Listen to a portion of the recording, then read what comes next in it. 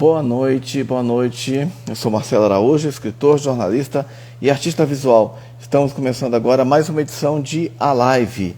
Entrevistas interessantes com personalidades das mais diversas áreas. E hoje vamos receber aqui uma figura muito importante, um grande artista, uma figura importante para as artes, para o pensamento nas últimas 6 décadas. Carioca, porém, radicado em Minas, com uma paixão forte, vínculo forte com Minas Gerais. Estamos falando de Oscar Araripe, que dentro de alguns instantes vai entrar nesta live para conversar com a gente sobre esta belíssima carreira, sobre esta belíssima trajetória que envolve política, envolve pintura, envolve desenho, envolve ensaios, crítica, teoria de arte, de cultura, enfim, produção cultural, galeria. São muitos assuntos que nós vamos tratar com Oscar Araripe, que dentro de alguns instantes vai estar conosco aqui. Hoje é quarta-feira, dia 22 de setembro do ano de 2021. Se não estou enganado, esta é a live de número 124, desde que o projeto começou em julho de 2020. Então sejam todos bem-vindos e bem-vindas, senhoras e senhores. Dentro de alguns instantes teremos aqui fantástico, incrível, o poeta das cores, Oscar Araripe, que está em sua casa, em Tiradentes, Minas Gerais. Em breve ele entrará aqui para conversar com a gente. Acabamos de nos falar faz alguns minutos, ele já estava a postos para entrar aqui e começar esta conversa, uma conversa muito interessante, que vai falar da sua história, da sua relação com as artes, da sua relação com a política, com a literatura, com o estado de Minas Gerais, com vários temas interessantes, inclusive a sua próxima exposição, que deve acontecer, que vai acontecer em 2022, ele já vai nos passar alguns detalhes, nos adiantar alguma informação a respeito. Então só estamos aguardando o nosso convidado chegar para podermos começar esta live. Enfim, acredito que ele deve estar entrando aí dentro de poucos instantes. Opa, acabou de chegar.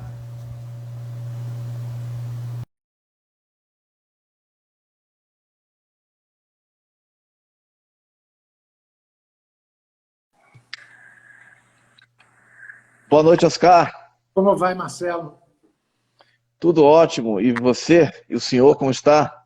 Prazer muito grande estar com vocês aí, seus seguidores, e cumprimentando desde já o seu trabalho, os seus livros e essa ação que você vem fazendo de entrevistas, né, com os artistas e os intelectuais, e, enfim, você merece todos os nossos cumprimentos.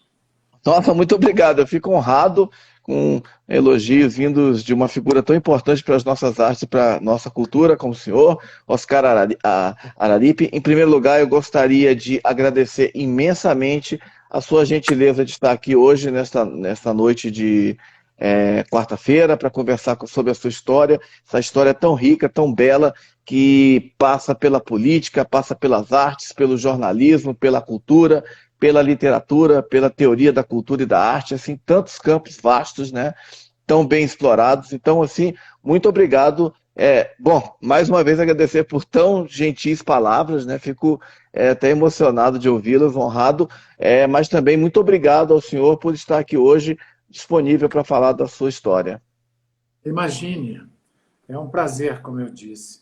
Quando a gente tem 80 anos, já traz uma bagagem, né? Então já justifica mesmo algumas dessas palavras que você proferiu aí sobre mim.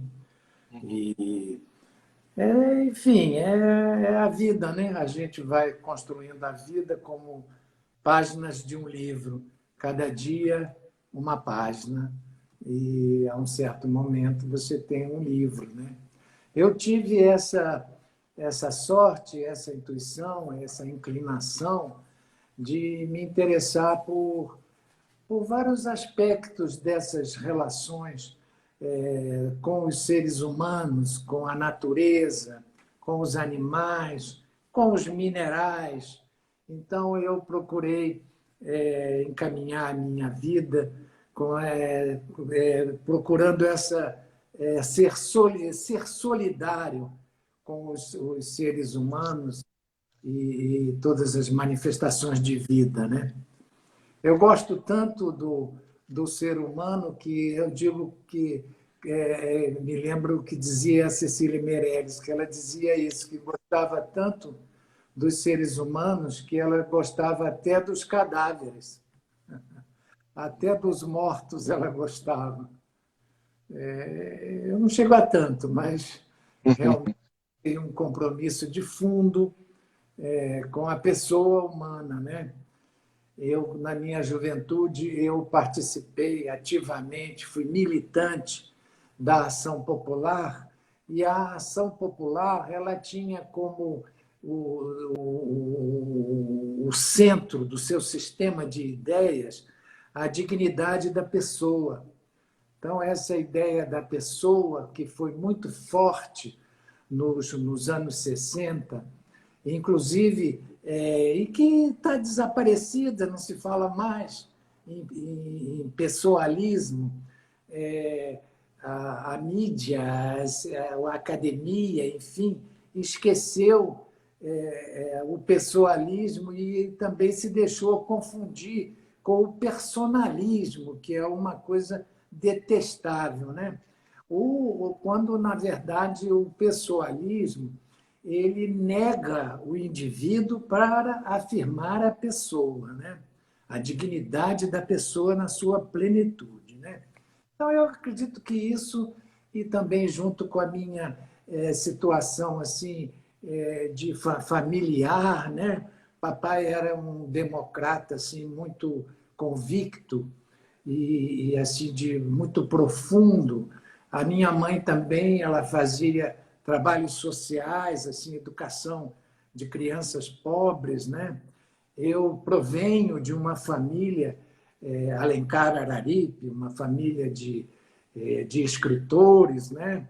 De críticos de literatura, né? De poetas e também de heróis, né? Nós temos dois heróis, grandes heróis na família, que é a Bárbara de Alencar, né? Primeira presa política do Brasil,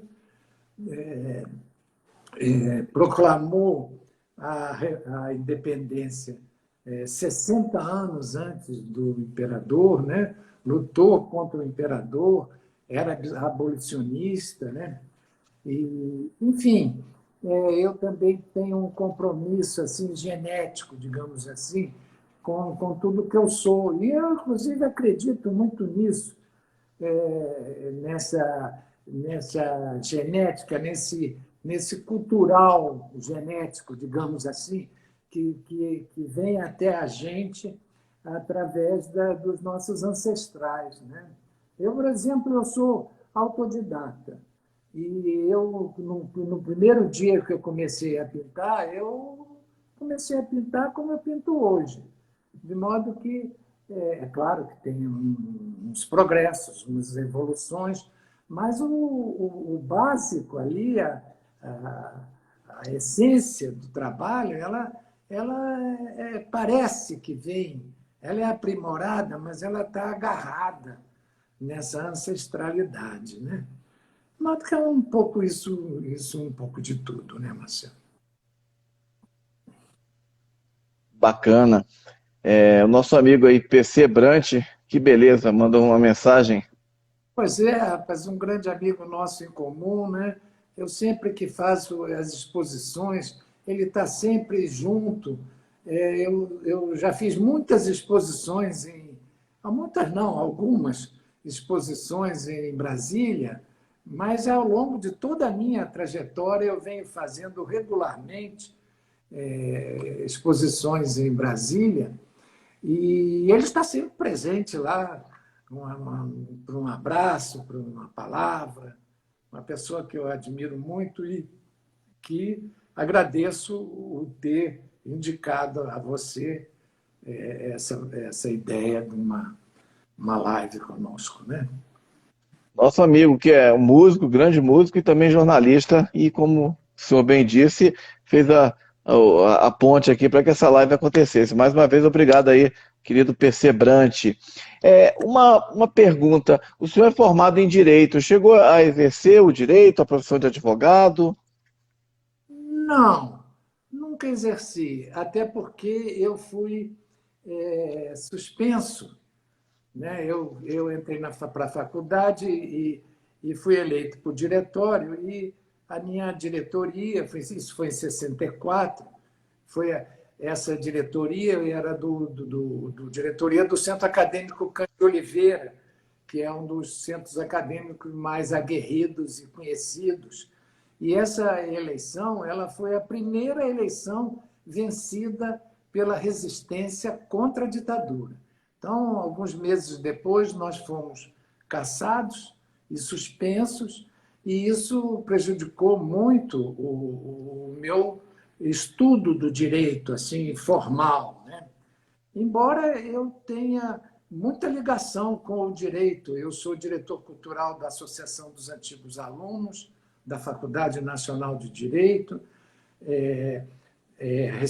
Mês passado, tive a honra de ser aprovado na congregação da Faculdade Nacional de Direito para ser homenageado com o título de doutor honoris causa. E tenho muitos amigos com o direito, né? Assim, tenho muitos contatos sempre com o pessoal do direito, né? Recentemente, há uns 3 anos, eu entronizei em caráter definitivo um painel do Tiradentes na entrada principal do Tribunal de Justiça de Minas Gerais. Tem uma versão desse mesmo painel, uma versão carioca, nas escadarias da Faculdade Nacional de Direito, algo que eu me orgulho muito, porque, imagine, uma universidade, uma faculdade que eu não conseguia entrar, agora eu entro com um painel do Tiradentes, né? Ou seja, é um reconhecimento, porque você reconhecer a injustiça é uma maneira de fazer justiça. São novas formas de justiça de transição, né? Inclusive, esse meu título, que será agora apreciado pelo Conselho Universitário da Universidade Federal do Rio de Janeiro, ele tem esse sentido também de homenagear, de reconhecer essas novas formas de justiça de transição. Não só ficar na justiça de transição no que se refere à anistia, né? Mas, ao mesmo tempo que eu nunca exerci o direito, eu fiz 2 petições na minha vida. Uma ajeitando o meu nome, que quando a minha família veio do Ceará para o Rio de Janeiro, foi um momento em que a família Alencar estava sendo perseguida. Então, a família Alencar Araripe, sempre esteve no poder e no poder de fora do poder. Nesse momento, quando eu nasci, os meus avós, meus pais, resolveram tirar o nome Alencar porque previam uma dificuldade na minha vida. Então, depois, nos anos 60, as dificuldades eram outras, já não eram mais em cima do meu sobrenome. De modo que eu fiz uma petição pedindo que fosse acrescentado o Alencar no meu nome, que, como era originalmente, que é Alencar Araripe. E a outra petição foi a petição da minha anistia política, porque é um tipo de petição que só mesmo o anistiado pode fazer, porque é você redigindo a sua petição de anistia, é que você ver aonde estão os seus direitos, a sua importância política, né? A extensão da punição que você sofreu. Isso só é possível, é impossível você contar isso para um advogado e ele redigir. Ou seja, é redigindo que você vê se você tem direito à anistia. Algo assim. De modo que eu dou muitas graças ao direito. Eu costumo, inclusive, dizer que eu, ainda que não exerça a profissão, eu devo tudo que eu sou à Faculdade Nacional de Direito, porque nesse momento, primeiro por ser pública e gratuita, porque se não fosse pública e gratuita, eu não teria me formado, claro, né? Porque eu, nesse momento da minha vida, meus pais tinham muitas dificuldades de vida, né?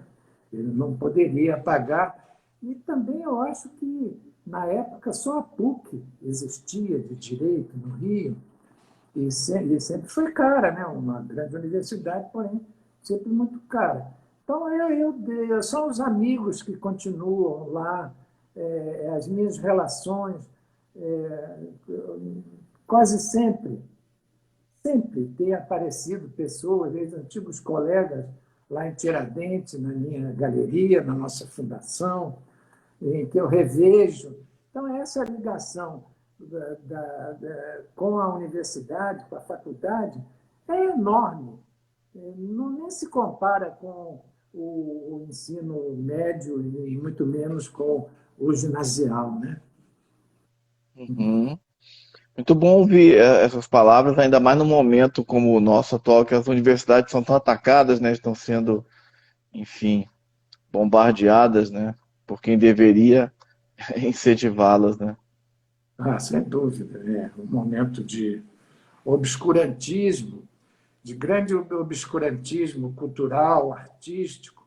Inclusive, um aspecto interessante desse processo de concessão do título de doutor honoris causa, um aspecto muito interessante disso foi que acabou se estabelecendo uma polêmica dentro da congregação e dentro do mundo jurídico entre no sentido dessa relação direito-arte, ou seja, se há ou não direito em arte. E isso, algumas pessoas, alguns professores, felizmente minoria, na congregação, bobearam nessa questão, assumiram uma atitude muito formal, no sentido de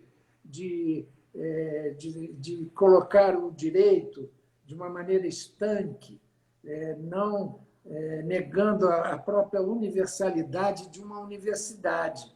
Então, isso acabou provocando depoimentos maravilhosos de juristas, como o Gustavo Tepedino, um grande nome que sempre a nosso favor, mostrando como o direito e a arte caminham junto, né?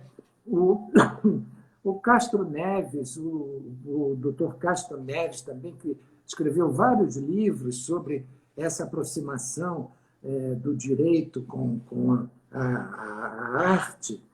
E o Paulo Abraão, que foi da Comissão de Anistia, que estava lá nesse órgão latino-americano, que me foge o nome agora, ele trouxe essa ideia da importância de ampliar as novas formas de reparação política dentro da ideia de justiça de transição. Então, foi uma eleição que motivou um debate muito interessante sobre essa questão do direito e da arte. Para você ter uma ideia, caso se confirme, ao que tudo indica, a minha homenagem, eu vou ser o primeiro pintor vivo a ser homenageado com esse título. O Portinari foi. O Cândido Portinari é doutor honoris causa da Universidade do Brasil. Mas ele ganhou pós-mortem, né? E lá na faculdade é a primeira vez que um antigo aluno também ganha esse título, né? Ou seja, também isso foi um outro aspecto muito positivo do movimento, que foi esse crescimento da importância do antigo aluno, né? O antigo aluno, ele, de modo geral, ele é assim colocado à parte das faculdades, das universidades, o que é um absurdo, porque a potencialidade, né, dos antigos alunos é fantástica, né? De modo que as grandes universidades, enfim, todas elas têm um espaço assim, muito privilegiado para o protagonismo dos antigos alunos, né? Então, esse nosso trabalho lá na Faculdade Nacional de Direito, que foi a minha candidatura, ela foi apresentada pela Associação dos Antigos Alunos da faculdade e pelo Conselho de Minerva, da Universidade Federal do Rio de Janeiro, que também é de antigos alunos, mas só que aí já não só mais do direito, né? Então, esses dois líderes, o Paulo Horn, pela Alune, e o Sebastião Amoedo, pelo Conselho de Minerva, eles foram muito felizes em apoiar essa indicação, porque isso suscitou um debate que está precisando ter a universidade, né? Importante reconhecimento, sem dúvida. Parabéns. Só um comentário aqui do Jones de Porto Alegre. Salve, Oscar. Abração aqui do sul do mundo. E também obrigado, Marcelo. A arte, o pensar, o sentir é o que nos dá substância. Obrigado a você. É isso mesmo, John. Eu estou vendo aqui a Bia Secchini, que está lá em Nova York, vendo, é uma pessoa linda, né? Casada com o Henrique Sintra, um rapaz genial nessa parte tem internet, né? Essa coisa assim. Minha prima Cleide Araripe, né? Carol Sejur, grandes amigos, né? E aqui atentos com o que nós estamos dizendo, né? E Parabéns, lindas obras. aqui a gente vai falando e é difícil falar e acompanhar ao mesmo tempo que Uhum. está entrando, assim, de modo que as falhas que eu ou você cometermos devem ser perdoadas. Certo. Na medida do possível, eu vou tentando acompanhar, comentar algumas aqui. Essa lindas obras foi da Carol Sejur, que falou. Cleide Araripe, salve, né? E foi quem falou da justa homenagem, né? Enfim. É, E como que foi é linda família também. E como foi que o senhor chegou até a ação popular? Enfim, o senhor já falava dessa genética política, né, democrática, progressista. Como, enfim, o senhor começou pelo centro acadêmico e como chegou à ação popular? E quanto tempo permaneceu nela? Como foi essa militância? você sabe que eu não diria absolutamente intuitivo, mas foi muito intuitivo.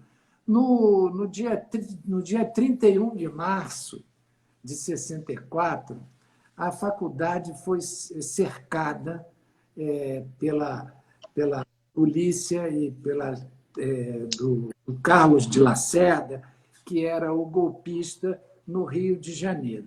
E a faculdade lá, ali na Praça da República, ela estava em vigília noturna e diurna.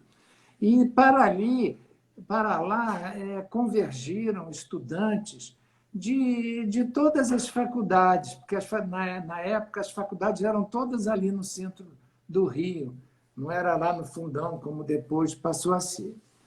Então, nós estávamos todos, a faculdade apinhada, tinha crianças, mulheres grávidas, aquelas salas de aula imensas, né? Cheias de gente. E quando houve esse ataque do prédio com metralhadoras e tiros de metralhadora, bomba, etc. E aí, naquele momento, houve um pânico natural, né? Aquelas bombas, a gente nunca tinha ouvido uma bomba, muita gente ali. Eram pessoas, jovens, de 18, 20 anos, 21, essa idade. Então, estabeleceu-se aquele pânico. E eu, por impulso, subi lá numa carteira que a gente chamava de cátedra. Era um praticável alto, assim, onde o professor ficava para dar a aula, porque eram salas imensas, né?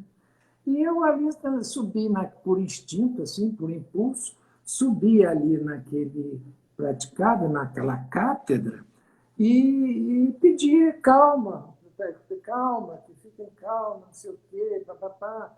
Não me lembro exatamente o que eu disse, mas eu consegui tranquilizar as pessoas. Quando eu saí dali, eu fui convidado para formar a chapa e convidado para formar com a Ação Popular.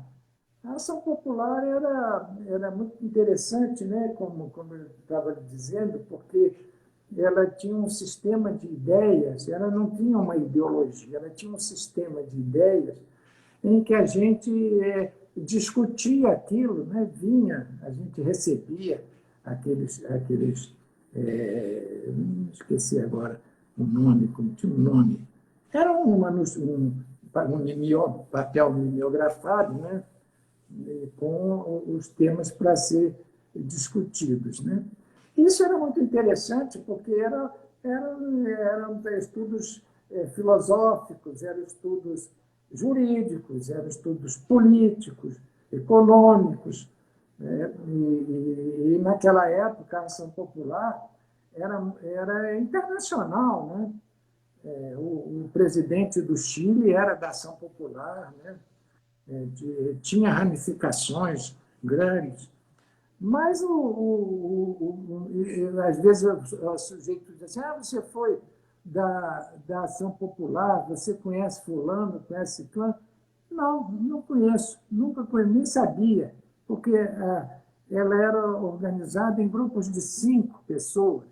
Então, você conhecia aquele grupo de 5 pessoas, mais ninguém. Né? Isso era uma medida de segurança, né? Porque era clandestino, né? E, enfim, foi isso assim, a minha introdução à política e à ação popular deu-se por um impulso de defesa dos colegas. Né? Uhum. Quanto tempo o senhor permaneceu na Ação Popular? 5 anos. 5 anos. 5 anos. Depois a repressão foi muito forte, né? E depois também a ação popular ela teve uma grande discussão interna se ia para a ação direta ou não. A ação direta era a luta, né? A luta armada, né? Ou não. Eu, assim, pela minha formação, assim, eu creio que a minha formação já muito cultural, muito artístico, né, muito artística, dizendo, né, melhor dizendo, essa ideia de arma, de matar, isso não, eu respeito até que entendo que aquele momento era de grande desespero, mas eu não me senti bem nisso, não. Eu não fui para a luta armada, porque, inclusive, eu nunca tinha dado um tiro na vida, não, e também não era difícil dentro da minha formação. Né? Hoje eu vejo que. E até medo mesmo. Assim, a convicção que eu tinha pelas liberdades democráticas não me tirava o medo de enfrentar uma luta armada, de jeito nenhum. Né? Assim, isso mais ou menos foi isso, né? Na Uhum. verdade, na verdade, eu transitei por tudo isso, mas eu sempre fui do cultural, eu sempre fui do artístico, né? É onde eu sempre me senti bem, desde muito criança mesmo, os meus destaques, né? Eu sabia desenhar direitinho, né? Meu destaque era por isso, né? Também a questão das ideias, né? As ideias também estavam sempre vivendo junto comigo de maneira muito inquietante, né? Tem mais Arte, umas. Opa, Carol, pode falar. Carol Sejur dizendo, arte é paz. É isso mesmo. Sônia Araripe. Sônia Araripe é uma grande editora, ela edita melhor há 10 anos, mais de 10 anos. Ela é diretora e uma das donas da melhor revista de sustentabilidade que tem no Brasil, que chama-se Plurale. Você já deve ter ouvido falar, é um trabalho maravilhoso. Ela foi do Jornal do Brasil, eu conheci ela no Jornal do Brasil, quando eu trabalhei lá. Uma pessoa, 14 anos, ela está dizendo, 14 anos. Uhum. Bacana. Tem algumas mensagens aí, além da Sônia, também Henrique Bolg, jornalista, manda boa noite. A Sônia, perdão, a Rita Dias diz, sempre um prazer te escutar, Oscar. E tem mais alguém que mandou um alô que estava. Desculpe, deixa eu só o nome da pessoa. Bia, que estava com a Bia. A Lavínia mandou um abraço dizendo que também estava com a Bia. É filha do Henrique, uma graça de pessoa. Vi pequenininha, vi nascer. Interessante, muito interessante a Lavínia. A Sônia Mararipe dizendo que tem uma matéria interessante sobre Tiradentes. Imagino que sim, seja a cidade de Tiradentes. Aham. Merece mesmo, merece, né? Sempre sendo, acho que é esse o nome, é Nilo, né? Nilo, parabéns, Marcelo, obrigado a você, por essa oportunidade dessa aula sobre a história desse país com Oscar Araripe. Realmente uma oportunidade de ouro. O Nilo é um poeta de Mancheia, é de São João del Rei, uma pessoa linda, assim, com uma beleza intrínseca. Tenho sempre muito contato com ele, Nilo, um grande poeta, o nosso poeta aí. Certo. Teve alguém que pediu, o Joanes de Porto Alegre, acho que ele fez uma pergunta aqui. Deixa eu ver se eu consigo passar aqui só um instante. A pergunta é: como era ou é colocar a cor na dor? Vivestes tanto registro sem cor deste nosso Brasil. Eu acho que a beleza é revolucionária. Eu não conheço nada mais subversivo do que pintar flores. Eu acho que a alegria move montanhas. Então, eu acredito como cidadão, eu estou aí na denúncia de todos esses absurdos que eu vivi e estamos vivendo. Agora, na arte, eu me permito ser um buscador do belo. Sabe, eu acredito que é preciso dar a dignidade às pessoas. Acredito que dando a dignidade as pessoas se levantam. Ou seja, eu tenho observado na minha já longa vida, são 80 anos, quanto mais a pessoa perde a sua dignidade ou vive uma situação de perda de dignidade, menos revolucionária, menos subversiva, menos progressista ela é. De modo que eu procuro trazer, não é que eu nem procure, porque faz parte do meu ser. Assim, eu não sei fazer uma arte feia, eu não sei fazer uma arte sofrida. Acredito até que na literatura eu tenha conseguido fazer alguma coisa com muita dor, mas a pintura é um doce de coco. Hum. Não é a literatura, a literatura você trabalha com isso aqui. Ó. Se você bobear, você fica tuberculoso. É uma pressão no seu peito enorme, a literatura. Agora, a pintura não. A pintura é como se você estivesse indo ao sabor de um rio. Né? Ela é grande quando ela é feita de uma maneira fácil, de uma maneira não sofrida. Eu penso assim, né? Cada um respeito. Você sabe que não existe uma folha igual à outra, né? Então tem de tudo. Mas a minha folha, o meu eu, não é dessa coisa, sabe, Jonas? Jones, não é. Eu digo isso, que revolução em pintura é pintar um novo jarro de flor. Nada mais do que isso. Não é ficar inventando maluquice ou cartazes, etc. Tudo bem que o sujeito queira fazer, faça. Mas eu acredito nisso, eu acredito em levando a minha alegria interna e o que me resta. E que eu acredito que eu possa estar contribuindo para esse crescimento da dignidade humana. O Wilson, acho que é o Wilson Almeida, mandou um alô, grande Oscar. Wilson Lima? É, Wilson Lima, desculpe. Rapaz, esse camarada é uma pessoa maravilhosa, ele é prefeito de Iguape, Wilson Almeida Lima.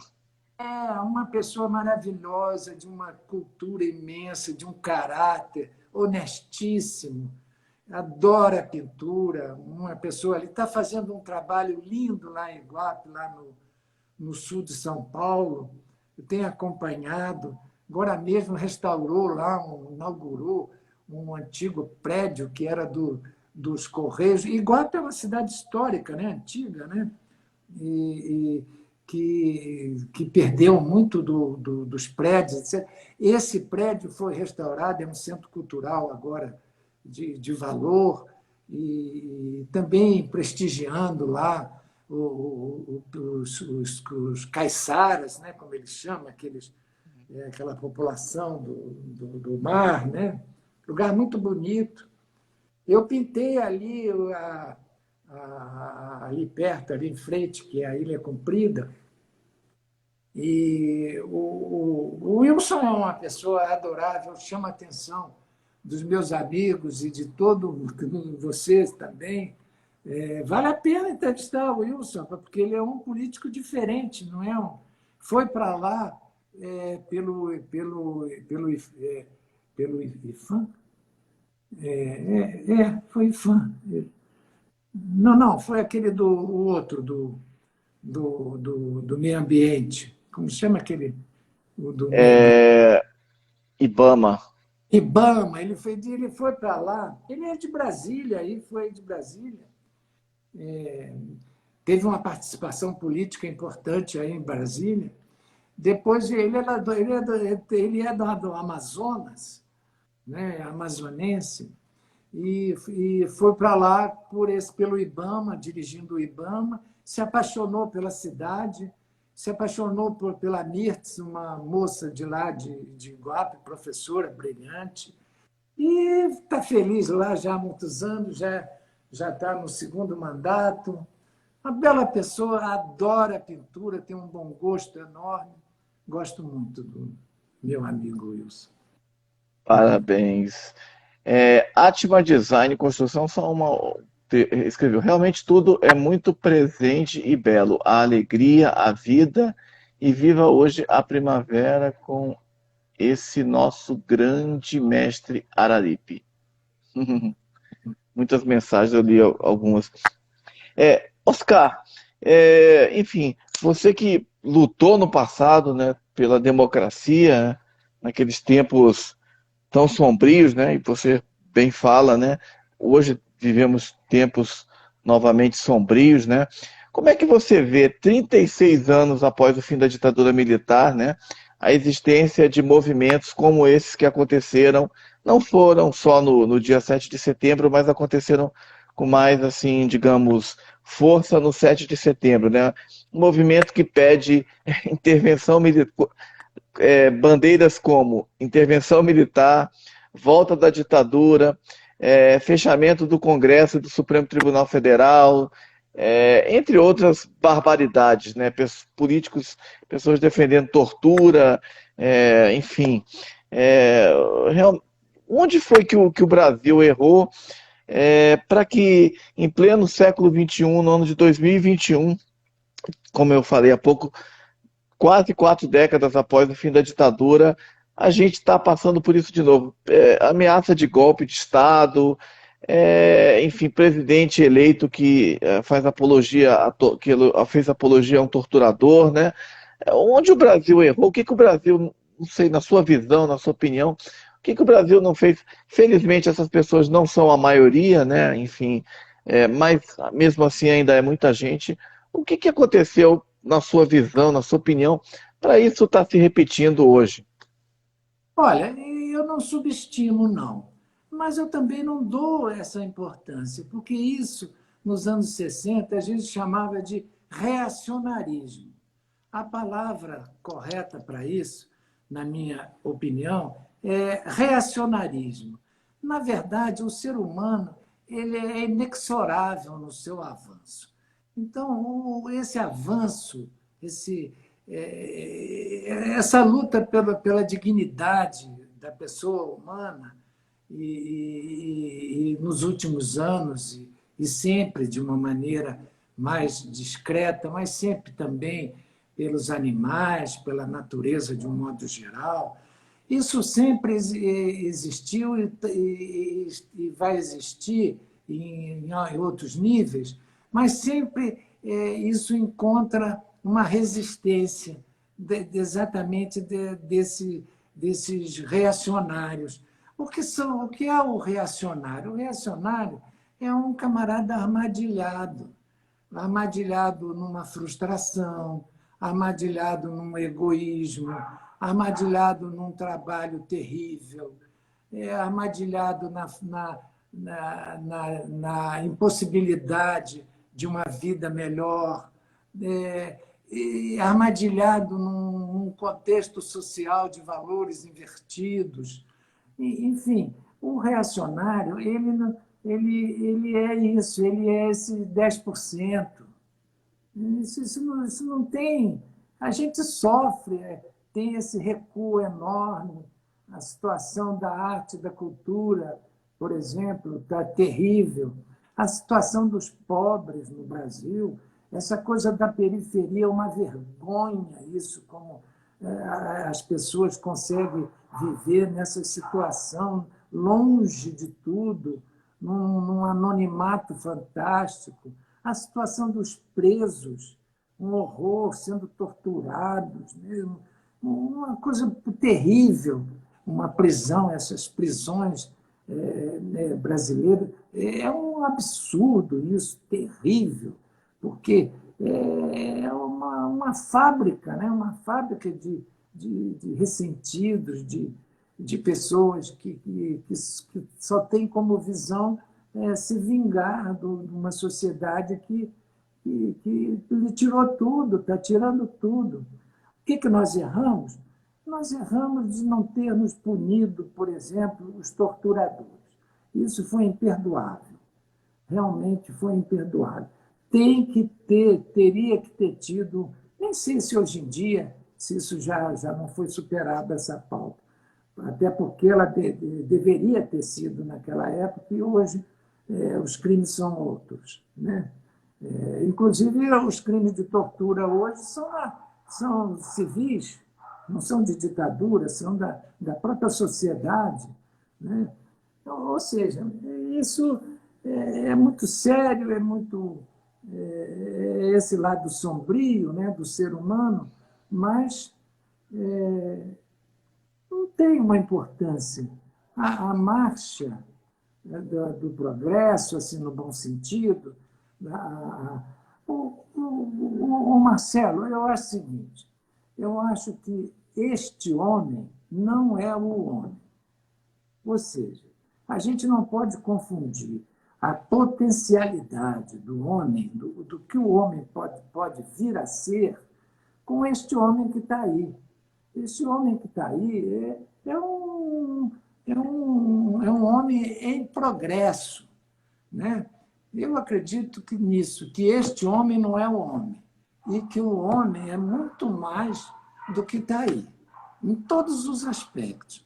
De modo que eu não posso abrir mão de uma verdade tão óbvia quanto essa. Certo. O senhor passou pelo jornalismo também de redações de jornais, como Jornal do Brasil, né, Correio da Manhã, Última Hora, enfim, jornalismo cultural, né? Que recordações guarda daqueles tempos, né? Máquina de escrever, né? Hoje Pesadinho, parece que... pesadinho. Aham. Eram pesadas, né? Não era essa coisa gostosa de hoje do teclado. Né? Gratas recordações, eram ambientes de muita energia, de muita vibração, todo mundo fumando, esperando a sua vez para sentar na máquina. Conheci redações maravilhosas, como a redação do Correio da Manhã, dirigida pelo o Reinaldo Jardim, que morou muitos anos aí em Brasília, Sim, sim. uma pessoa, um dos jornalistas mais brilhantes que eu conheci. Ele, ele era tão criativo que ele destruía o que ele próprio criava no dia seguinte. Ele criava uma coisa num dia, no dia seguinte ele já destruía o que ele tinha criado, tanto de criatividade que ele emanava. Figura muito bonita, me lembro dele lá no Correio da Manhã. Foi o Zoenir, era o editor-chefe, Zoenir Ventura. O Rui Castro trabalhou lá com a gente, o Rui Castro era redator, o, o, o Luiz Carlos Sá, que é um compositor daquele do Guarabira, ele também escrevia sobre música. A Germana Delamare também foi uma jornalista que depois foi para a psicanálise, já é falecida. Enfim, tinham pessoas maravilhosas naquela redação. No Jornal do Brasil, idem. Né? O Jornal do Brasil, que eu trabalhei, ainda era na Rio Branco. Né? Você se informava indo na redação do Jornal do Brasil, ali no primeiro andar. A gente quase morria sufocado com a chaminé dos ônibus, que jogava no primeiro andar lá, onde era a redação, um fedor danado assim, de gás, gasolina. Mas todo mundo ia lá. Era ali que estavam as notícias, ali, era ali naquele lugar ali, você se informava. E foi muito lindo essa. Eu trabalhei no Caderno B, grandes recordações do Jornal do Brasil também, na Última Hora também. Enfim, mas o jornalismo, você é jornalista, você sabe, o jornalismo, naquela época, você ia para o jornalismo por muitos motivos. Você ia para o jornalismo porque você queria escrever, porque você queria ser jornalista, porque você queria ser político, você queria, enfim, tinha muitas maneiras de prosseguir através do jornalismo. Eu me lembro que quando eu ganhei uma bolsa de jornalismo em Roma, em 68, foi uma das bolsas que eu consegui ganhar para sair do Brasil, inclusive. O Araújo Neto, que era um jornalista muito experiente, dirigiu o jornal a Rádio JB, e nessa época ele foi nomeado correspondente em Roma. E lá eu conheci bem ele, e ele, logo no primeiro encontro, ele me fez essa pergunta: jornalismo para você é meio ou fim? E eu, na hora, respondi: é meio. Ou seja, eu estava ali como estava também no direito, né? Era um meio, não era um fim. Uhum. Mas foi ali que eu aprendi um pouco do escrever, né? Um pouco Cheguei a fazer algumas matérias interessantes, né? Com os índios pataxós, por exemplo. Fiz uma entrevista muito feliz com o Alceu Amoroso Lima, né? Com Sérgio Buarque de Holanda, né? Sobre o livro de Raízes, com a Cecília Meirelles, né? Enfim, foi uma época muito feliz também da minha vida, né? Sem dúvida. Uhum. De quando a quando que o senhor trabalhou com Aí eu, redação de jornal? eu fiquei o quê? Uns 12 anos, mais ou menos. Foi um tempo. Uhum. Só no Jornal do Brasil eu fiquei 5 anos. Né? No Correio, outros 5. Enfim, Uhum. foi bastantinho, como se diz em Minas. Bastantinho. Uhum. E foi aí que foram os primeiros passos para o ensaio, para a crítica, para a literatura, enfim. Eu sempre tive essa inquietação intelectual, assim, a leitura, né? Eu andava naquelas livrarias lá do Rio de Janeiro, catando livro, lia tudo, tudo, tudo, tudo. Pegava livro emprestado, etc. E quando eu tive 2 bolsas de estudo para o exterior, uma para os Estados Unidos, para a Universidade de Harvard, e a outra para a Universidade Prodel em Roma. Então, eu lá, principalmente em Roma, eu entrei, nos Estados Unidos também, eu entrei muito em contato com o teatro. Né? Os anos 60 foram anos riquíssimos de teatro, né? Várias tendências de teatro, grupos interessantíssimos, né? De teatro, de palco e fora do palco. Né? E eu adorava o teatro, né? Adorava e adoro. Então, eu tive a oportunidade de ver grandes encenações e tomar conhecimento de textos e de críticas importantes, de modo que, quando eu voltei para o Brasil, era um assunto que eu conhecia. E eu fiz a crítica de teatro do Correio da Manhã durante um bom tempo, né? E peguei mesmo aquele momento porque o teatro e os estudantes, os camponeses, digamos, e os operários foram os que mais sofreram, né? Mas o estudante e o pessoal do teatro foi terrível, porque o teatro é um comício, né? É um comício com emoção. Então, os reacionários não gostam do teatro. Né? O teatro ele é subversivo pela sua própria natureza. Né? Então, eu tinha esse conhecimento, né? Eu conhecia a obra do Grotowski, por exemplo, Uhum. enfim, eu tinha o Bread and the Puppet, era um grupo que eu tinha contato. O Living Theatre, tive contato lá nos Estados Unidos.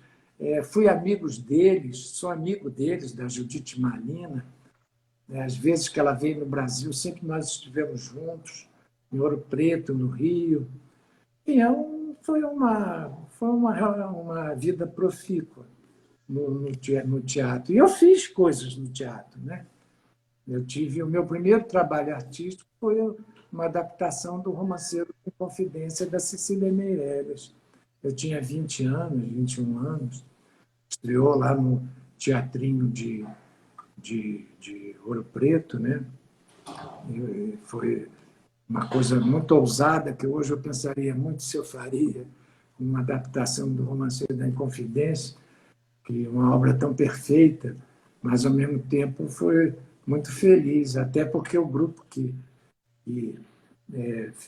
trabalhou, representou, dirigiu, etc., era de primeiríssimo nível, que era a Maria Fernanda, o Otton Bastos, o Edino Krieger, eram pessoas de primeiríssimo nível. Né?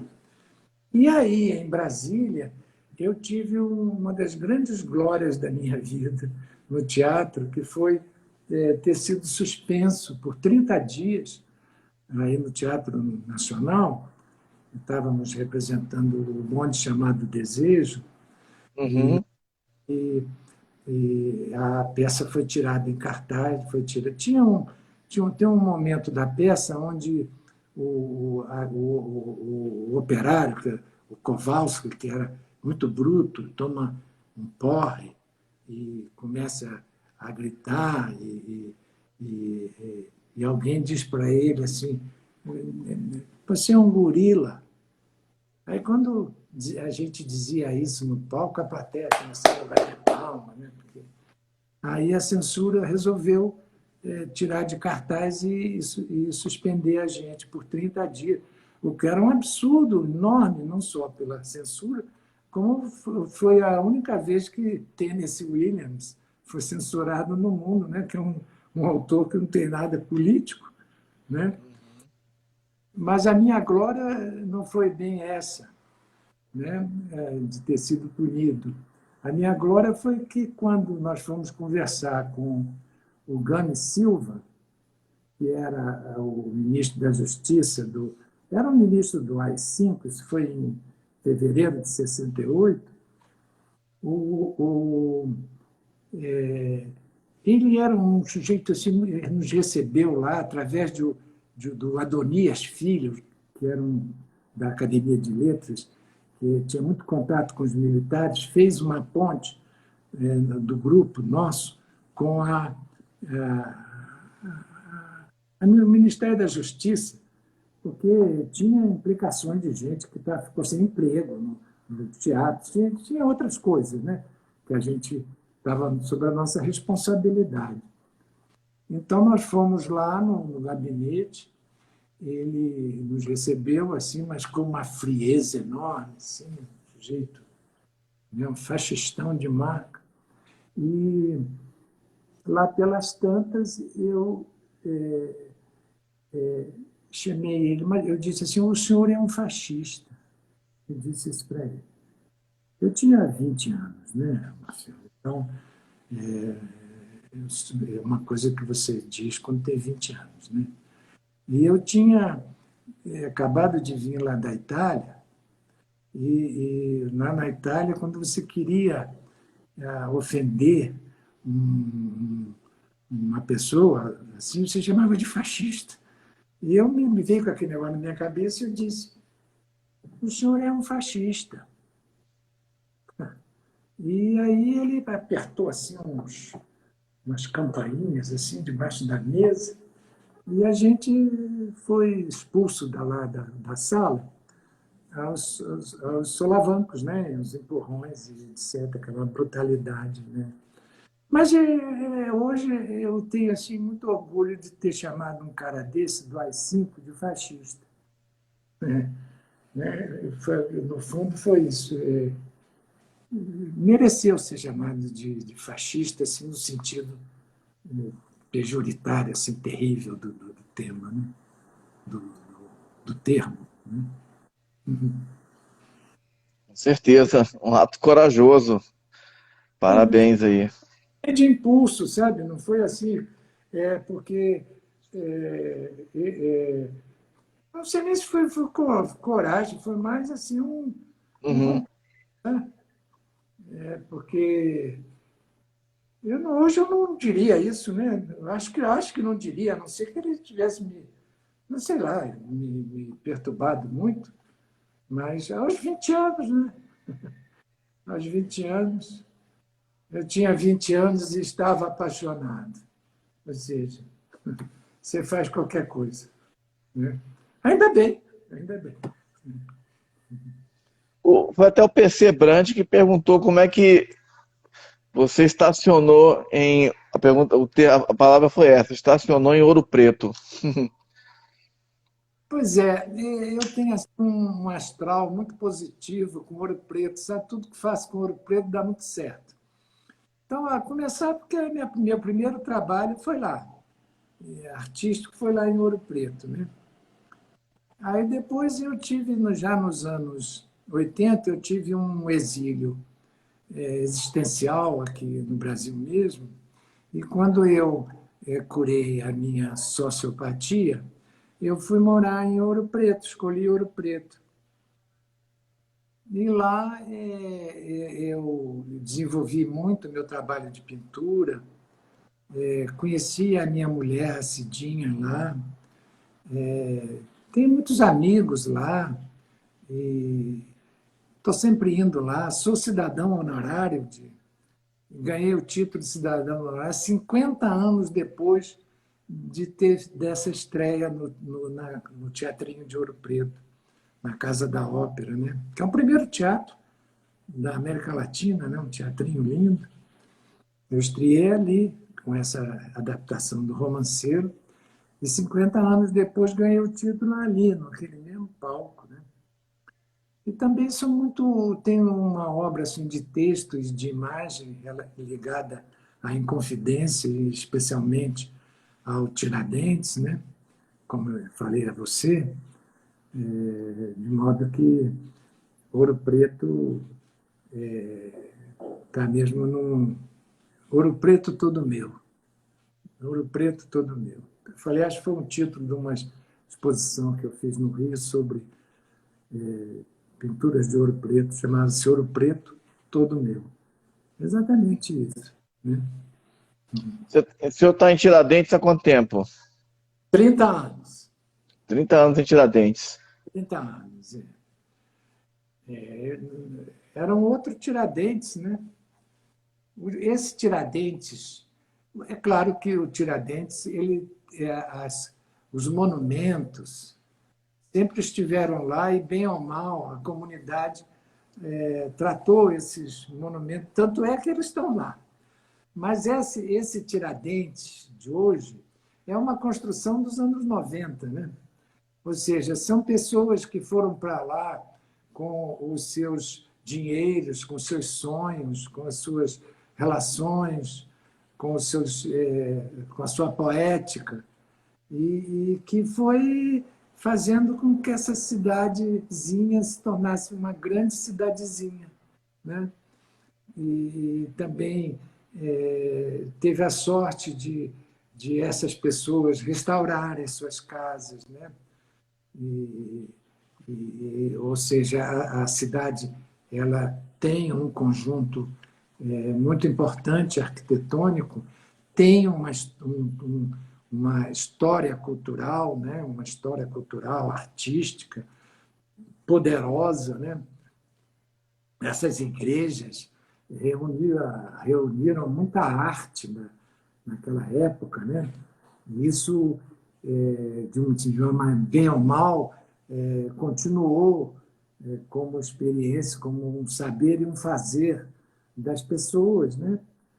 E que, de modo que, com esse encontro dessas pessoas destinadas e mais esse, esse patrimônio edilício e pessoal da cidade, essa conjunção realmente fez de Tiradentes essa cidade assim tão agradável, né?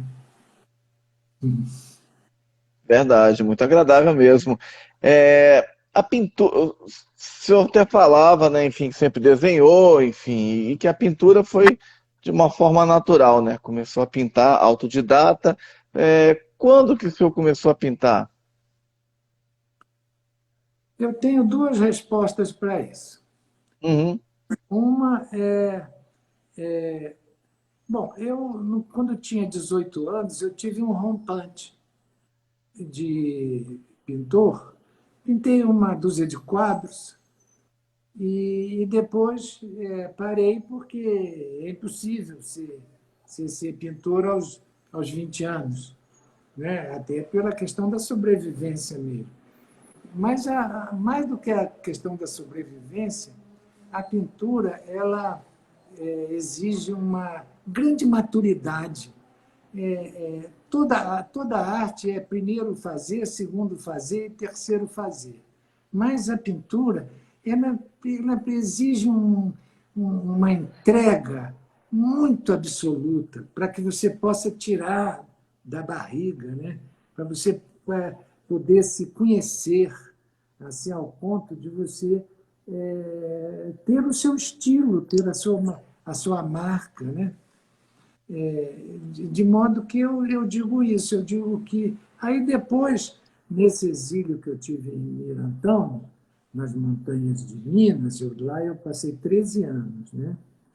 Num lugar muito ermo, sem eletricidade, e numa vida assim, vivendo uma vida de que eu dizia que era um príncipe paupérrimo.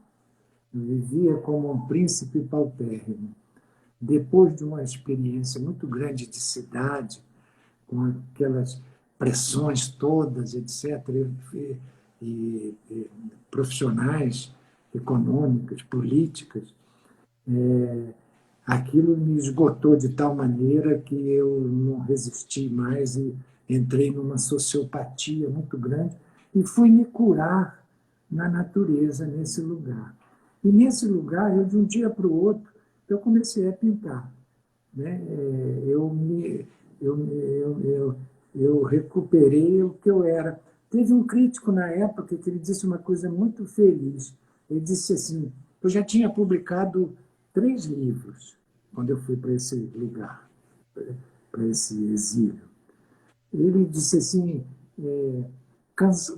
se referindo a mim, ele disse, me apresentou numa exposição, minha primeira exposição dessa segunda reentrada na pintura, foi o Jean Boguitti, um grande marchand brasileiro, falecido já.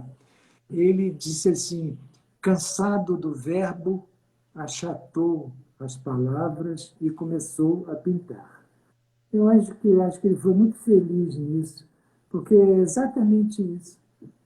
Houve assim uma conclusão, uma exaustão do texto, porque eu escrevia nesses livros a mão e a lápis, né? E durante o meu último livro foram 13 anos de trabalho assim. Né? Era uma coisa muito pesada, assim, muito exaustiva. E quando eu comecei a pintar, foi uma coisa assim, e já cheguei pronto. E logo comecei a vender, a fazer exposições. Às vezes, teve ano que eu fazia 6, 7 exposições. Foi assim uma busca do tempo perdido. Né? Então, eu tenho 2 respostas para isso. Eu tenho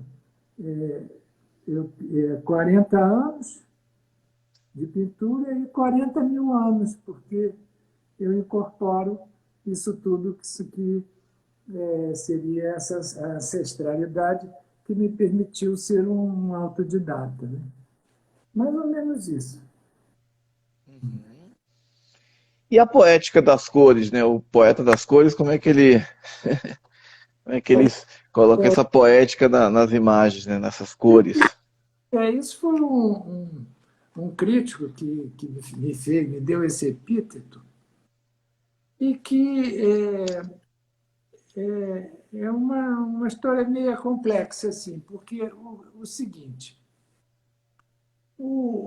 primeiro, em pintura, eu acho que as cores não existem.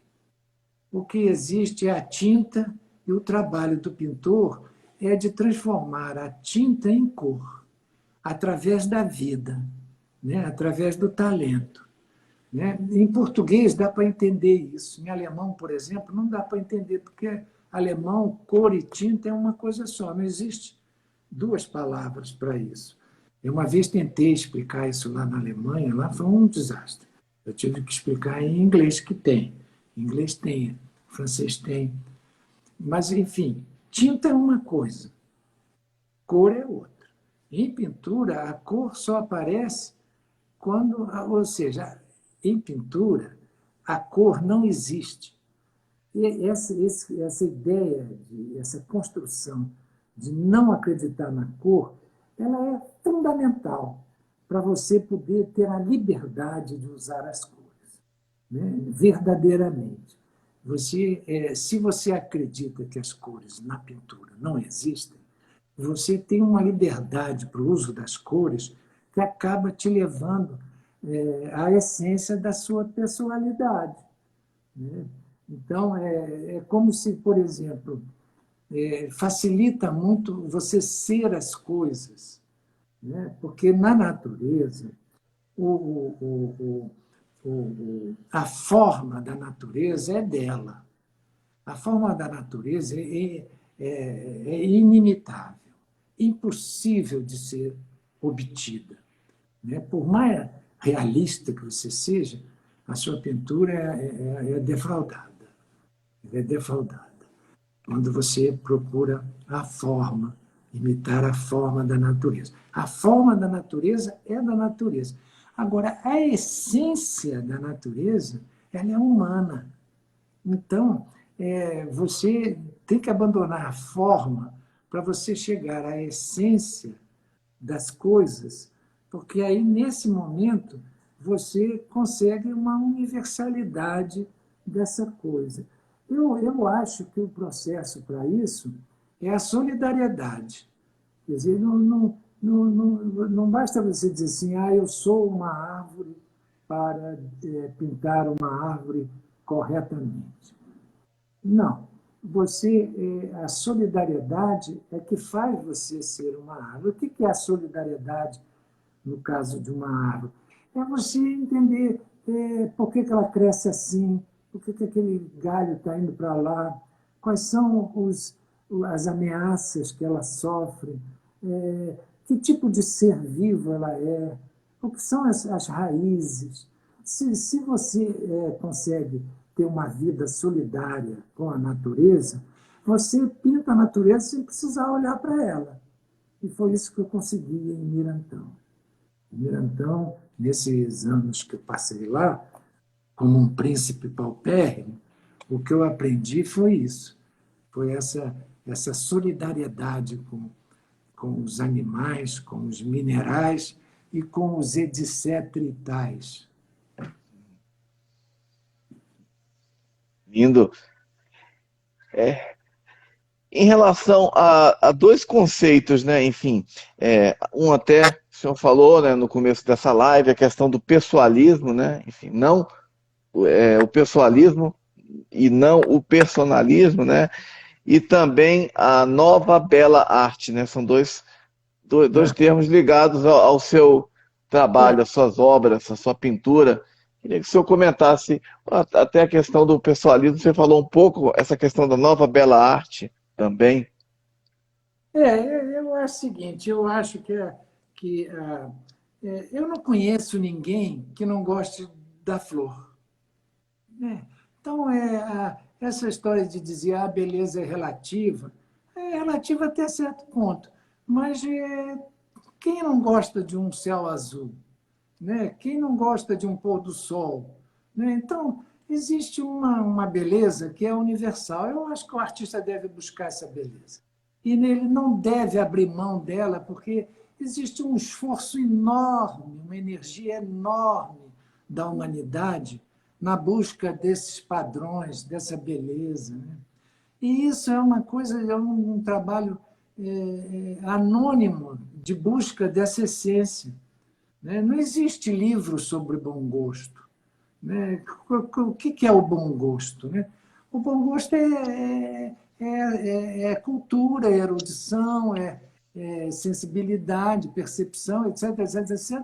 Mas ele é também essa crença no valor da beleza. A beleza existe. Agora, não é porque o mundo está mal, que o mundo está feio, né, que a arte vai toda ela denunciar a feiura do mundo. Eu não sei se isso seria uma coisa para você fazer como cidadão ou como artista, né? Ou no momento como cidadão, no outro momento como artista. Agora, como artista, eu acho que a arte não pode abrir mão dessa possibilidade de ir à essência das coisas. É um grande esforço humano de gerações e gerações em busca disso. Não é possível que isso não exista mais de repente. Isso passe a não existir porque uma meia dúzia de pessoas da mídia, ou livro não sei de quê, ou acadêmico, não sei o quê, passou a achar que a beleza morreu. Né? Eu não conheço ninguém que não goste de uma flor. Não conheço. Não conheço ninguém que não se sensibilize com o pôr do sol. Né? Você, quando vê essas grandes obras, né, nos museus, ou a própria construção humana, né? Hoje, hoje, hoje, hoje tudo é arte, exceto a arte. Hoje lembra muito aquele marechal, eu acho. Não, ele era da comitiva do Napoleão, chamava Champollion. Champollion. Ele lá no Egito, e os egípcios tinham, aqueles egípcios antigos tinham aquela infinidade de deuses, né? Então ele dizia isso, que no Egito antigo tudo é Deus, exceto Deus. A situação que a gente vive hoje é mais ou menos parecido com isso. Tudo é arte, exceto a arte. Porque é preciso entender que se tudo é arte, alguma coisa existe que não é arte. Né? Então, e também que a arte, ela, é interessante essa amplitude do conceito de arte como tudo que não é natural. Né? Tudo que é construção humana é arte. Certo? Né? Agora, os antigos, eles eram muito sábios, né? Eles tinham algumas artes e tinha outras que eles chamavam como é que chamavam? De artefatos? Não, tinha um outro nome que eles usavam, que era arte, mas não era a bela arte, né? As belas artes. As belas artes, quando eu falo de nova belas artes, é isso. Eu acho que a arte não pode ser uma trovata, um achado, um pequeno escândalo. Não, eu acho que o desafio sempre hoje, sempre foi, de você fazer uma coisa nova. Uma coisa nova dentro de um tema que é clássico do ser humano. Né? E o grande desafio é esse, é um novo jarro de flor. Isso é que é difícil. Né? Quer dizer, não deve ser difícil para quem sabe fazer, não pode ser difícil. Não deve e não pode. Mas é isso, não é ficar inventando maluquices, coisas. Isso é fácil. Isso é fácil. A mídia adora. Essa mídia adora o pequeno escândalo, né?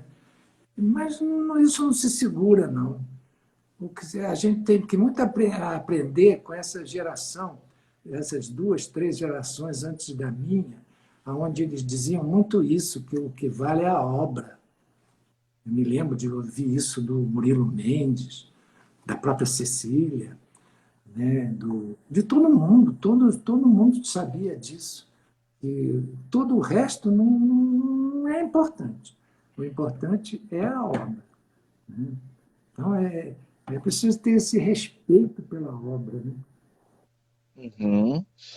E o senhor que já expôs pelo Brasil e em tantos países, né? Estados Unidos, França, Reino Unido, China, o que significa ter levado a sua obra, ter ido a tantos países, né? Ter esse reconhecimento internacional?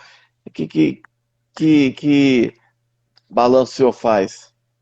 Olha, eu acho assim um prodígio e, ao mesmo tempo, uma, uma, uma realidade não tão verdadeira. Pelo seguinte, primeiro, o Brasil internamente vê a arte como algo desnecessário em muitos aspectos. No momento, inclusive, é perseguida.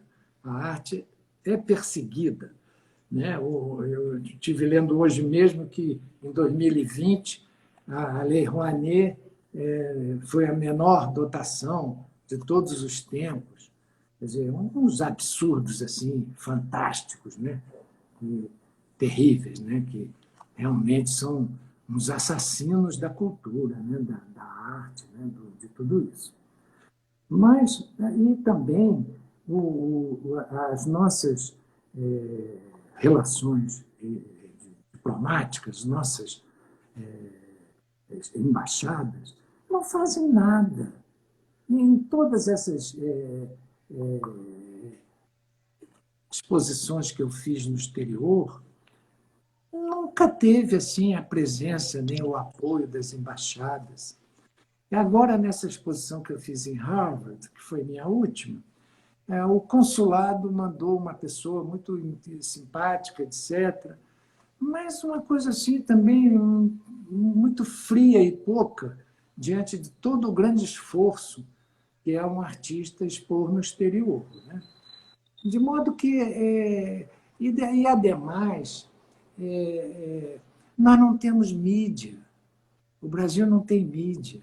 Né? Aqui no Brasil, a gente não tem filosofia da arte, a gente tem, quando muito, história da arte. Ou seja, a gente sabe quantos centímetros que restou da orelha do Van Gogh. Mas você não sabe o que o Portinari pensava.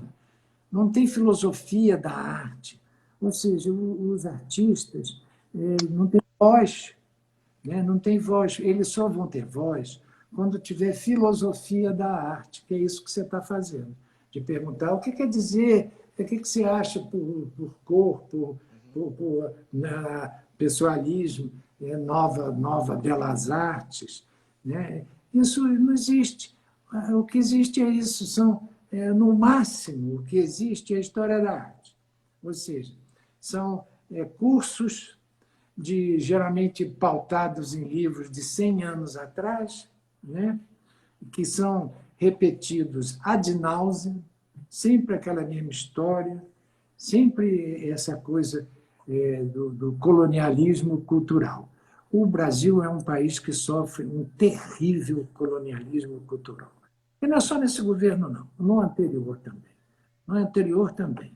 E nos anteriores também. Faz-se muito pouco pela cultura. Né? Muito pouco pela cultura. Eu sou a favor que a Lei Rouanet ela devia ser obrigatória.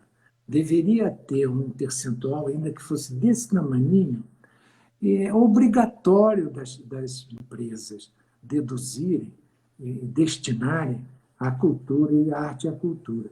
Inclusive em nível regional. Você vai nessas cidades todas, tem esses materiais de construção, supermercados, esse pessoal ganha um dinheirão, não fazem nada pela arte e cultura do lugar. Isso devia ser obrigatório, devia ter um percentual obrigatório para o desenvolvimento artístico e cultural da comunidade, em nível nacional e em nível regional. Né? Então, tudo bem, a minha pintura ela é uma pintura universal, em qualquer lugar se entende, na China, na Inglaterra, né? Todo mundo entende, não tem dificuldade nenhuma de ser aceita, de ser admirada até. Enfim, mas isso é um esforço dos meus amigos, um esforço meu, das pessoas da minha mulher, das pessoas que acreditam, como você. Né? São pessoas assim, não tem apoio nenhum. Apoio nenhum. Pelo contrário, você não é aposentado como artista. É uma profissão que não existe. Todo mundo gosta de arte. Você, para escovar seu dente melhor, você precisa que um artista tenha feito um design ali de uma escova de dente que lhe ajuda. Se você senta num carro, num banco do carro, se não tiver um banco bem feito, você não consegue nem dirigir. Tudo tem arte. Mas o artista não tem uma profissão. Ele não se aposenta como artista. Tinha que se aposentar como artista. Como, não sei o que, mostra o que ele fez, apresenta lá para o INSS, fiz tantas exposições, dei tantas aulas, trabalhos com crianças, sou reconhecido como um artista, você quer ser aposentado como artista. Se o sujeito é aposentado como dentista, ele não pode ser aposentado, não deve ser aposentado como artista. Né? Então tem essa coisa muito atrasada, né? Muito atrasada, é preciso ter muita força e muita certeza do que faz para poder ser artista. Né? As pessoas acham assim, o lado glamouroso do artista, mas quando o artista é artista, ele faz a arte de uma maneira muito fácil. Mas viver a vida de artista é difícil, muito complicado. Eu mesmo sou um artista de sucesso, vivo disso muito bem, inclusive, a despeito de tudo, mas é uma trajetória longa e difícil. E glamouroso aos 80 anos, mas aos 30, aos 40, sai de perto. Certo. A sua galeria em Tiradentes já tem quanto tempo que ela existe? 30 anos. 30 anos. Eu, E eu fui assim até meio pioneiro nisso, sabe? Porque aí aparece novamente o Ouro Preto. Eu estava em Ouro Preto, recomeçando a minha vida como pintor, estava ali. Você conhece Ouro Preto? sim, Conhece? sim. Não, eu estava ali na Praça Tiradentes, sentado ali naquele monumento, comendo jabuticaba e jogando as cascas na rua. E eu olhei assim para um negócio assim, para um prédio que tinha assim ali, tinha e tem ali na Praça Tiradentes, que estava escrito assim, Bradesco. Aí eu me deu um estalo, assim, poxa, se o Bradesco, um banco, precisa de uma placa na rua, eu estou fodido se eu não tiver uma placa minha na rua. Não vou conseguir viver nunca. E eu saí dali e abri uma porta, era uma porta, uma meia porta, bem ali na esquininha da rua direita. E ali foi quando que eu me profissionalizei ali. E na época eu sofri assim, muita discriminação até, porque quem vendia, artista que vendia a sua obra, era artista popular, artista granfino, artista plástico, né? Não vendia a sua obra, tinha um marchand, tinha uma galeria, e aquilo não funcionava, já naquela época não funcionava. Era um negócio, você fazia uma exposição de 5 em 5 anos, de 3 em 3 anos, durante uma semana, um mês. Ou seja, não era um Bradesco ali aberto, sabe? Que as pessoas entram e. Né? Eu falei disso. Uhum. E a pandemia afetou, com certeza, a movimentação da galeria, né? Mas é engraçado, porque nós não.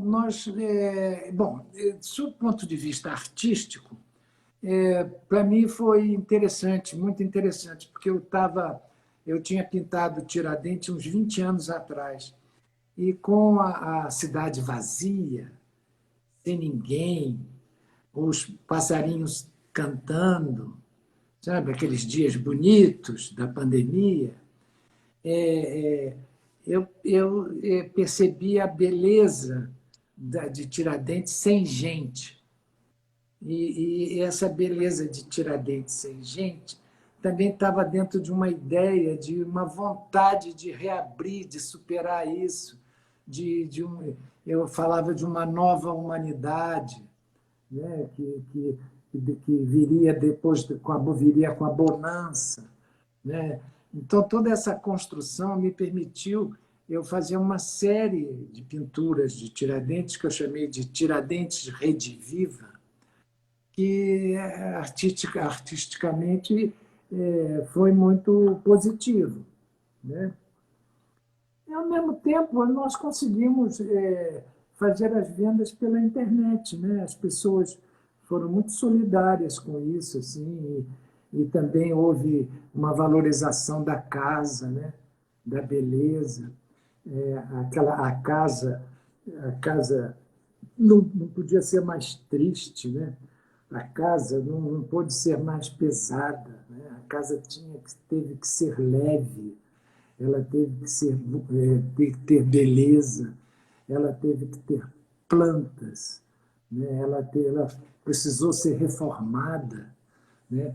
Todas essas nuances, essas realidades que a pandemia trouxe, acabaram por, né, ajudar na construção de uma temática e também de uma percepção de uma nova sobrevivência, uma nova maneira de viver, né,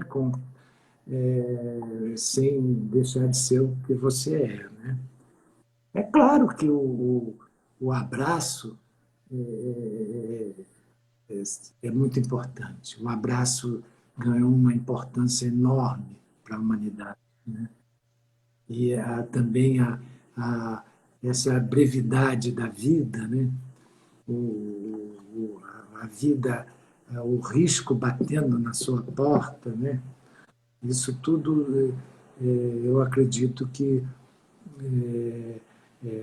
esteja criando um outro ser humano, sabe? Eu acredito sim numa bonança florida, acredito sim.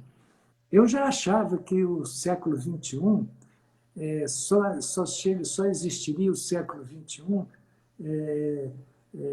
que as duas grandes as grandes profissões do século XXI era jardineiro e poeta.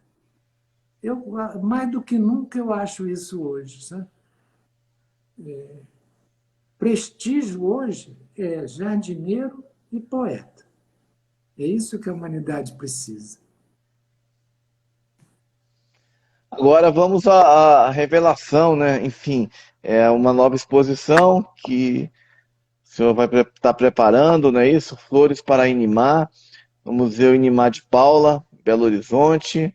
Enfim, o que a gente já pode saber sobre essa nova exposição? Essa exposição é uma exposição muito querida. Foi um convite da direção do Museu Inimar de Paula, do Zé Osvaldo, da Andréia, Victor, da Cláudia Tunes, que são os diretores do museu, que me convidaram para fazer uma exposição lá.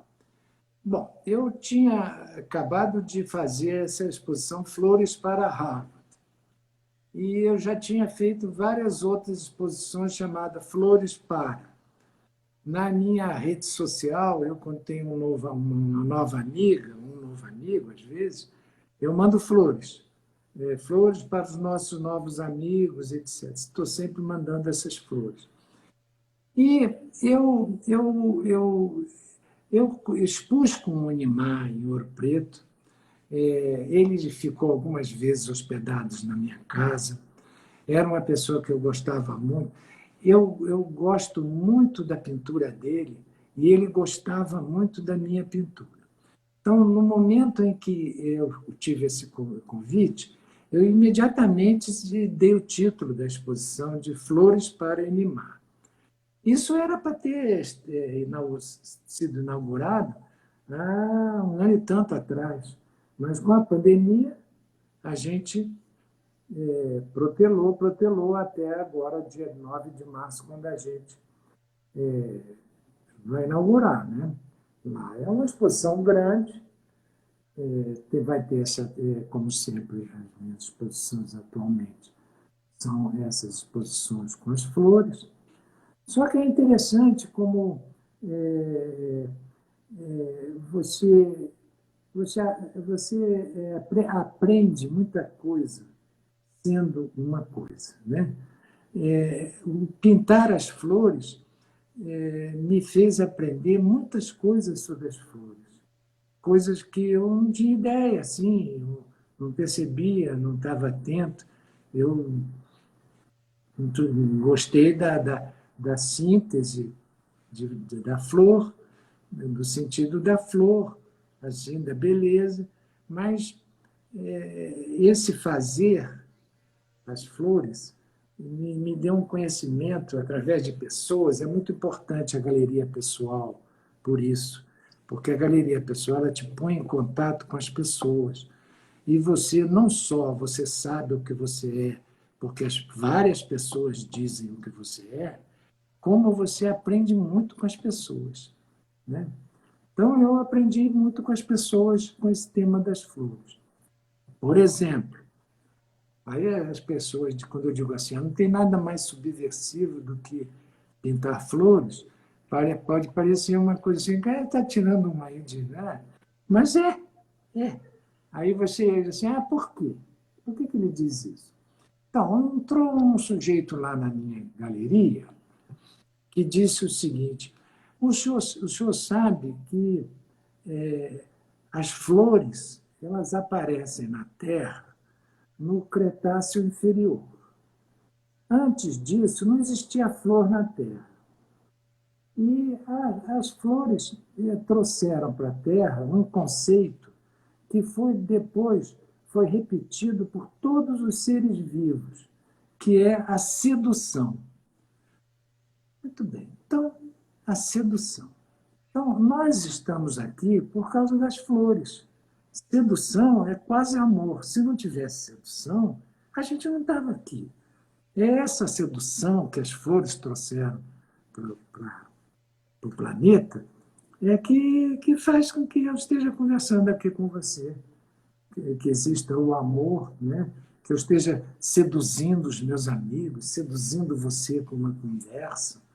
Né? Olha a força disso, no momento em que as flores estão sumindo, as flores estão industrializadas. Quando você vê flor hoje, é industrializada. Ainda bem, né?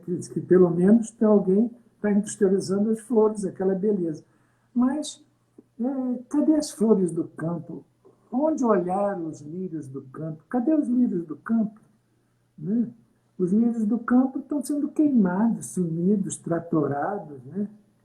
Tratorados. Né? Então, é subversivo, sim, pintar as flores.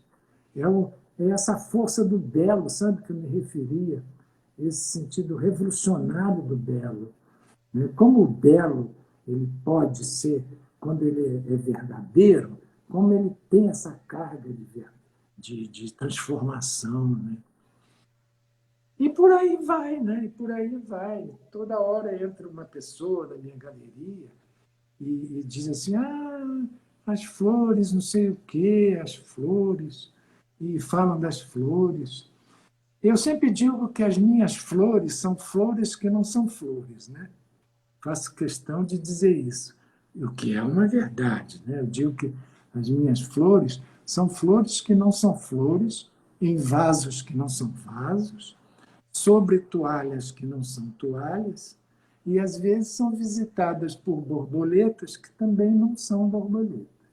Né? Ou seja, essa crença de que na arte, em você não sendo a coisa, você é mais a coisa. A coisa aparece mais na sua essência, na sua importância fundamental. Né? Flores, né? Flores. Antes, só tinha flores para os mortos, né? Hoje, o que é importante, eu estou botando lá no meu... Eu só dou conta do meu Facebook, sabe? Na verdade. O meu Instagram, a Cidinha me ajuda muito. Ela toma conta que eu não consigo, não, sabe? Mas no Facebook eu procuro estar sempre ali.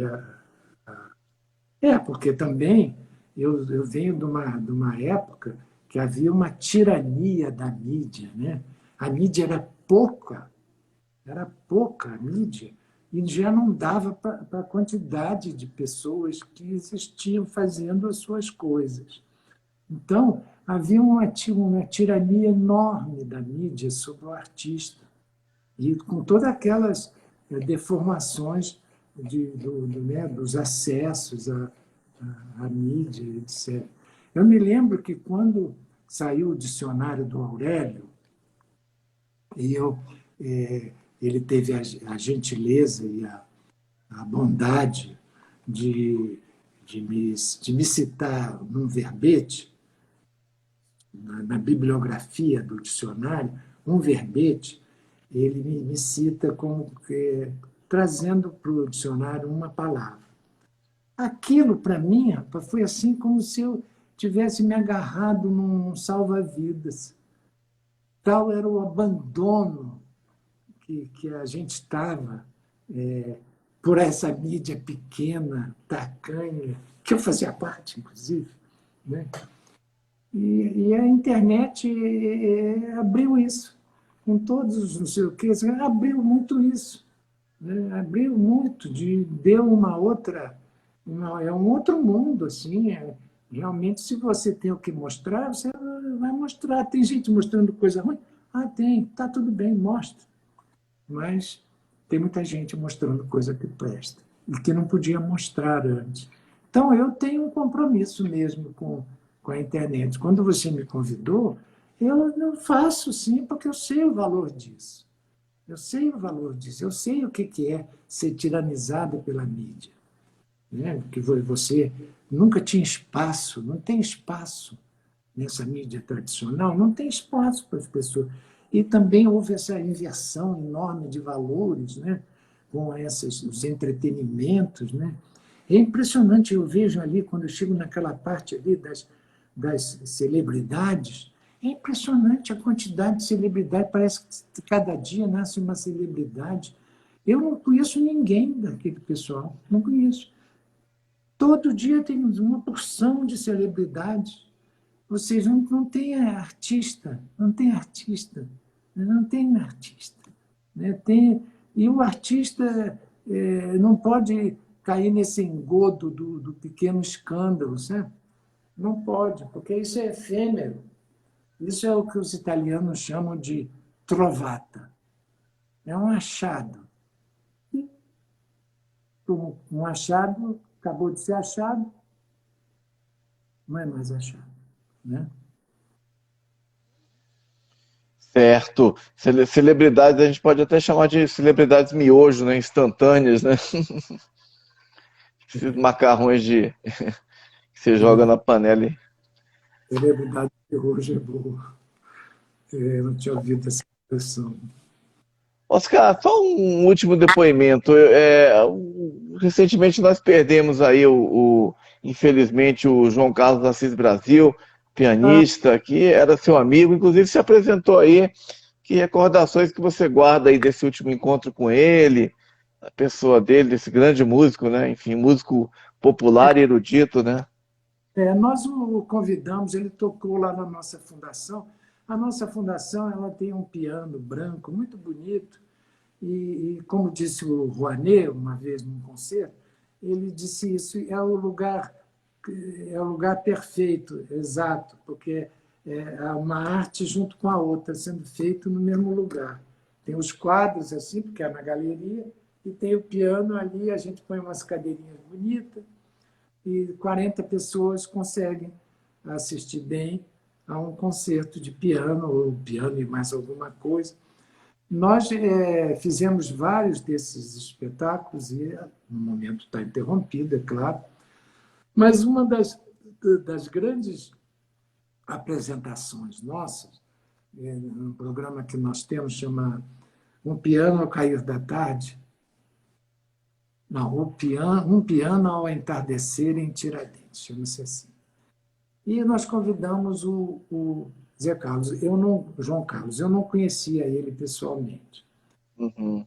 E eu me surpreendi muito com o João Carlos Assis Brasil. Talvez ele tenha sido o artista mais profissional que eu já vi. Ele tinha uma apresentação no sábado à noite. Ele chegou sexta-feira de tarde, ficou num hotel lá na rua mesmo, onde nós temos a fundação, na Rua da Matriz, na Ladeira da Matriz, e almoçou e foi lá para a fundação ensaiar. Então, ele disse isso, que ele ensaiava com Chopin, porque o Chopin amolecia os ossos dele. Muito bem.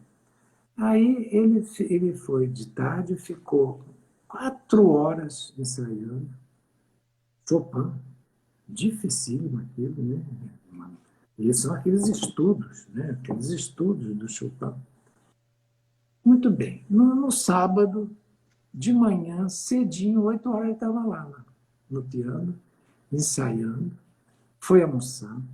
De tarde, 2 horas, voltou, ensaiou 3 horas, e quando deu 8 horas, ele se apresentou. No dia seguinte, era domingo, não tinha mais apresentação. Ele voltou na fundação e ensaiou a manhã inteira, depois do espetáculo. Você vê o nível de artista desse camarada? Eu não preciso dizer mais nada, né? Não preciso dizer mais nada a respeito de um artista que tem essa dedicação, essa responsabilidade, né? Fez muito mais pelo Brasil do que o Brasil por ele. Muito mais fez ele pelo Brasil do que o Brasil por ele. Eu soube que ele teve muitas dificuldades, teve grandes glórias, né? Tocou nos melhores lugares do Brasil, do mundo. Tem uma corte de admiradores, entre eles eu, minha mulher, Cidinha, meus filhos, Otávio e Vitória. Aqui mesmo estou vendo aqui uma Jaqueline Chaves, me lembro desse evento, no Piano ao Entardecer, foi uma apresentação linda, assim como as demais. Essa Jaqueline, ela é de lá, de Tiradentes. E também a gente pôs um telão na rua, sabe? As pessoas sentaram no chão e viram, lotada a fundação, os espaços todos, foi muito bonito. Mas, lindo, ele fez um pupurri de canções infantis, assim, inesquecível. Outro dia eu recebi de um amigo meu, o Maia, e gravou essa série de canções. Eu até pus na internet. Muito, muito lindo. E um vigor, né? Uma pessoa com vigor, né? Uma belíssima pessoa. Fez mais pelo Brasil do que o Brasil por ele. Nos deixa aí um grande legado artístico e musical.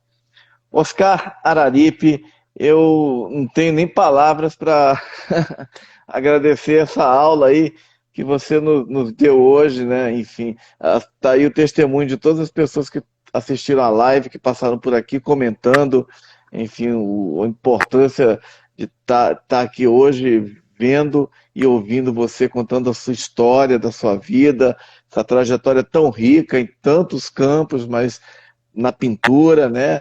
Nas artes, né? Marcando essa presença tão forte, tão significativa, tão colorida, tão bonita. E, assim, acima de tudo, uma vida fantástica, incrível. É sempre bom ouvir mestres como você, porque a gente sai muito melhor depois de ouvi-lo do que quando a gente estava antes. Eu só tenho a te agradecer. Muito obrigado. E eu a você, porque você é um artista, né? Você é um artista, um escritor, um artista visual. Você sabe o valor dessas coisas. E eu que agradeço a você por você usar a sua vida em prol não só do seu trabalho artístico, como dessa ponte, né? Ser pontífice, né? No bom sentido, é isso, né? É você estabelecer essas pontes, né? Parabéns a você, tá, Marcelo? Nossa, muito obrigado. Honrado. Olha só um último comentário aqui da Valéria, Super Live. A Valéria de Brasília. Super Live, aula de amor e arte, com certeza. Muito obrigado, muito obrigado. Valéria?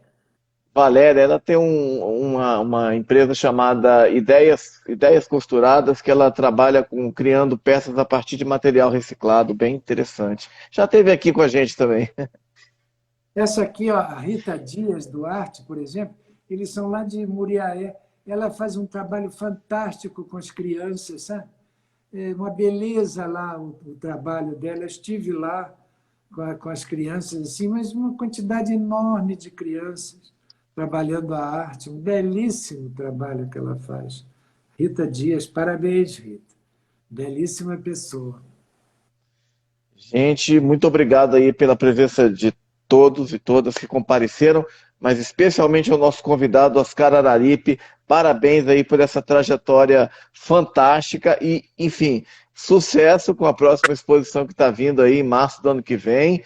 Vai ser um sucesso, com certeza. Obrigado demais aí por O nosso, tanta sabedoria compartilhada aqui hoje, tanta vivência artística. o nosso abraço para o PC, né, que nos apresentou, tá? Grande abraço para o nosso PC. Grande Obrigado. PC Brant, obrigado mais uma vez. Gente, obrigado a todos que compareceram essa live, que participaram, que deixaram seus comentários. Mais uma vez, especialmente, obrigado a Oscar Araripe por essa aula magnífica que tivemos hoje. Boa noite para todo mundo. Uma boa noite para vocês, tá? E muito obrigado. Até logo. Cuidem-se.